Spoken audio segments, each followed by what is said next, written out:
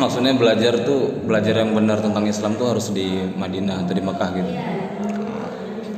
Jadi gini kan, ya inilah kadang-kadang orang nggak paham juga tentang agama ini, bahwa belajar itu kan bukan masalah tempatnya di mana gitu, tapi belajar dari siapa.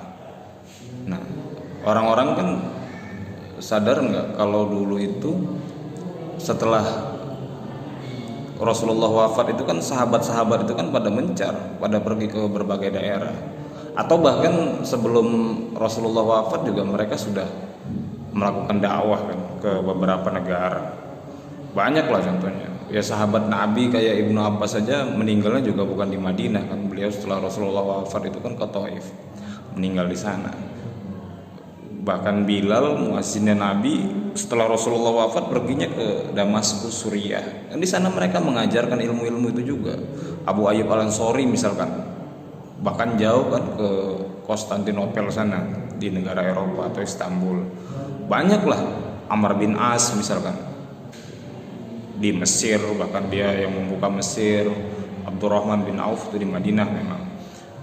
Banyaklah, bahkan di seperti Yaman itu sahabat Nabi Ali juga pernah berdakwah sampai ke sana. Khalid bin Walid, Barra bin Azib, Muaz bin Jabal juga pernah ke Yaman untuk mengajar. Zubair bin Awam misalkan dia ke Irak di Basrah. Kemudian Tolhah bin Ubaidillah juga meninggalnya juga di Basrah. Bahkan dalam catatan sejarah ada sahabat Nabi yang juga pernah sampai ke Indonesia untuk berdakwah, bahkan dimakamkan di sini di Kota Barus itu ya, di Sumatera Utara.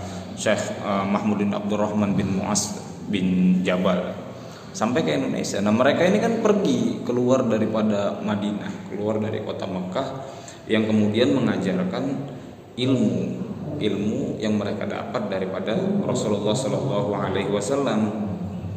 Jadi dalam ilmu itu yang dilihat silsilah sanad ilmunya itu nyambung tidak sampai kepada baginda Rasulullah Shallallahu Alaihi Wasallam. Siapa gurunya lagi, siapa gurunya, hatta sampai kepada baginda Rasulullah Shallallahu Alaihi Wasallam, bukan tempat di mana dia belajar.